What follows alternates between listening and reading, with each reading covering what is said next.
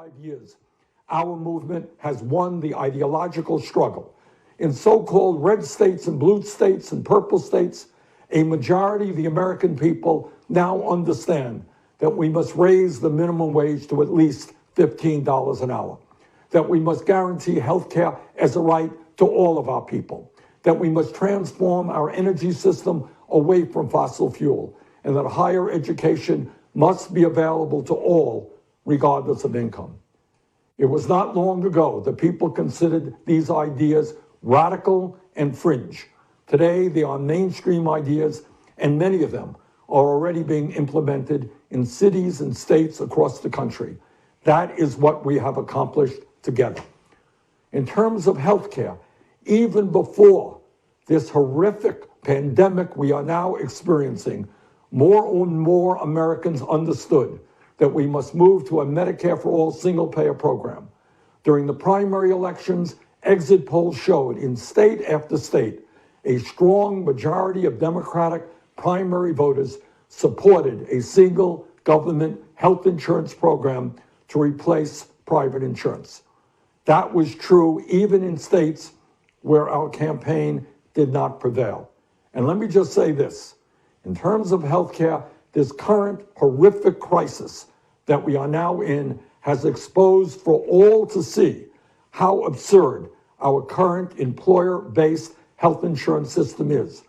The current economic downturn we are experiencing has not only led to a massive loss of jobs, but has also resulted in millions of Americans losing their health insurance. While Americans have been told over and over again how wonderful our employer-based private insurance system is, those claims sound very hollow today as a growing number of unemployed workers struggle with how they can afford to go to the doctor or not go bankrupt with a huge hospital bill. We have always believed that healthcare must be considered as a human right, not an employee benefit, and we are right. Please also appreciate that not only are we winning the struggle ideologically, we are also winning it generationally.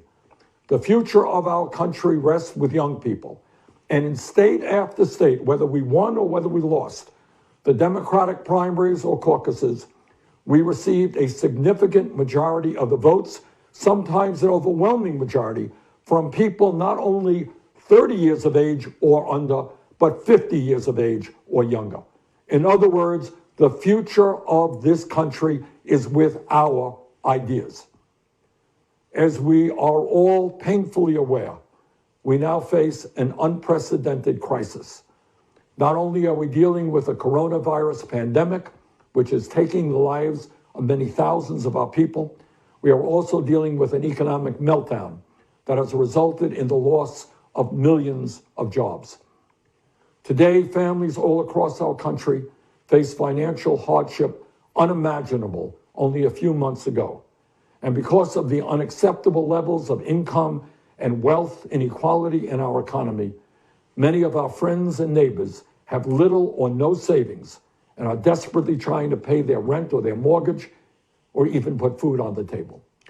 This reality makes it clear to me that Congress must address this unprecedented crisis in an unprecedented way that protects the health and economic well-being of the working families of our country, not just powerful special interests. As a member of the Democratic leadership in the United States Senate, and as a senator from the state of Vermont, this is something that I intend to intensely be involved in over the next number of months, and that will require an enormous amount of work. Which takes me to the state of our presidential campaign. I wish I could give you better news, but I think you know the truth. And that is that we are now some 300 delegates behind Vice President Biden, and the path toward victory is virtually impossible. So while we are winning the ideological battle, and while we are winning the support of so many young people and working people throughout the country, I have concluded will not be successful. And so today, I am announcing the suspension of my campaign. Please know that I do not make this decision lightly. In fact, it has been a very difficult and painful decision. Over the past few weeks, Jane and I, in consultation with top staff and many of our prominent supporters, have made an honest assessment of the prospects for victory. If I believed we had a feasible path to the nomination, I would certainly continue the campaign. But it's just not there.